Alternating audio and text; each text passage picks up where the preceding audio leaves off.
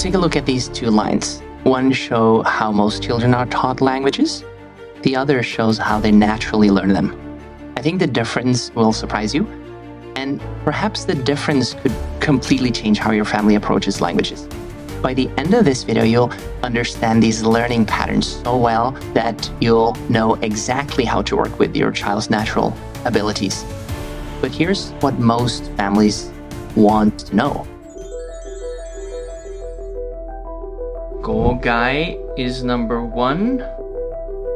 Ko Kai is number 2, right? Look, Daddy. Not now, Selena. I'm trying to memorize the Thai alphabet, remember? But that's what they're singing about. Listen. กอเอ๋ยกอไก่ขอไข่อยู่ในเล้า Which one learns faster? Well, that's where it gets interesting. When a child encounters a new language, their entire brain lights up like a Christmas tree. They're using the same regions they use for play, emotion, and social connection. Adults, their brain activities are different. They use analytical regions, treating language more like a puzzle to solve. And this difference is exactly why traditional language teaching often fails. I learned how to say I don't like broccoli in 3 languages before my daddy noticed. This biological difference explains everything, and more importantly, it shows us exactly how to work with your child's natural learning style. If you follow this channel, you know that we are all about practical solutions for language learning. But today's revelation might shock you a little bit. You see, we've all been asking the wrong question. Most people ask who learns better, kids or adults. But what happens when we look at how they learn? Here's what most language schools don't want you to know. Selena, time for your Spanish vocabulary quiz. But Daddy, I just talked to my Spanish friend online. When did you learn to have conversations? I don't know all the words, but my friend understands me. We didn't even cover the future tense yet. I just say mañana and what I want to do. My friend gets it. That's when I realized we've been asking the wrong question. Let's look at this graph carefully. And don't worry about taking notes. I prepared detailed versions of all these graphs with additional notes for you to download. The red line shows adult learning and the green line shows children's progress, both in classroom and real-world settings combined. So at first, look how steep this red line climbs. That's adults excelling in structured learning. Their analytical minds help them grasp grammar patterns and rules quickly. In classroom settings, adults often seem to be winning the race, but here's something to ponder about. If we move from pure classroom learning to real-world application, see where this red line starts to flatten? This is typically where adults hit the wall.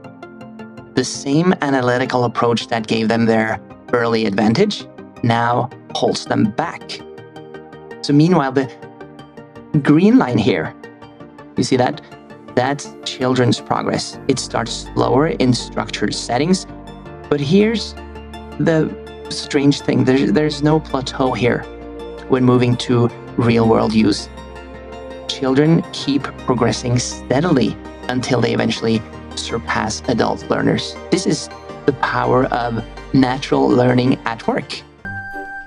Ah, so that's why Daddy writes everything down while I just play. By the way, that's my daughter, Selena. She is trilingual and is now learning her 4th language. The magic for your child happens when we combine their natural learning ability and a structured framework. Here are 3 quick practical tips to get started right away. Number 1, create natural immersion. Switch languages on digital interfaces is one example, so they are forced to go into that language. Number 2, use their interests, so find activities they love in the target language, whether it's dancing or horse riding or whatever. Number 3, let them teach others. Even pretending to teach Muppets builds confidence. And if you as a parent want to learn alongside your child, simply use your analytical mind for the framework, but learn through immersion like they do. Change your phone settings, join language exchanges, watch shows together, or go online and speak to somebody. Now, here's what most people miss about this whole journey. Notice where these lines meet. This is a crossing point that shows where children's natural learning style starts to pay off. While adults begin to struggle with complex patterns, children naturally just absorb the language and let them move ahead. That's why letting children learn at their own pace is so important. Think about it. Most parents push their kids too early into formal learning, trying to speed up the process. But forcing a child to learn like an adult, that's exactly what causes this early plateau. Instead, trust the process, let them play, explore, make mistakes. Their natural ability to absorb the language is their superpower. Let me show you what this looks like in our family. With Norwegian, Selena's third language, we follow this natural learning curve. While she only spends 1 hour a week on formal Norwegian lessons, we spend 5 hours playing, reading, and just talking in Norwegian. So that 80-20 split between natural and academic learning, that is not an accident. It's exactly how children's brains are wired to learn. And guess what? I learn more Norwegian from jokes than from my workbooks. Everything we looked at so far, the brain differences, the learning curves, the natural versus the formal learning, it all leads to one surprising conclusion. Now, what I'm about to show you might seem impossible at first, but I've seen it work countless times, even in families where parents thought they were bad at languages. Sometimes I forget what language I'm speaking. Is that normal? It happens when families just live their lives in multiple languages. The multilingual home, where languages aren't learned, they're lived. So in these homes, parents aren't teachers, kids aren't students, everyone just living while switching between languages effortlessly. But there are two ways to do this. Look at this first graph. The red line at the top, that's the parent already at a native level in both languages. This is what I would refer to as the traditional multilingual home.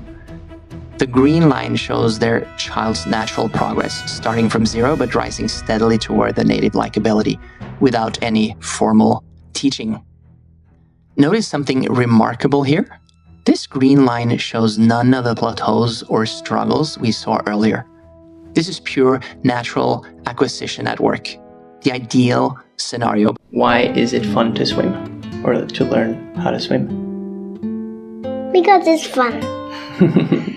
นี่มามี่อยากรู้รูปนี้วันอะไรคะ หนูใส่ชุดไทย มันเป็นวันอะไรนะต้องใส่ชุดไทยเป็นกิจกรรมที่โรงเรียนหรือเปล่า น่าจะใช่ค่ะ Can you tell who you see in this picture and who those people are? Nanning and me. Who is Nanu?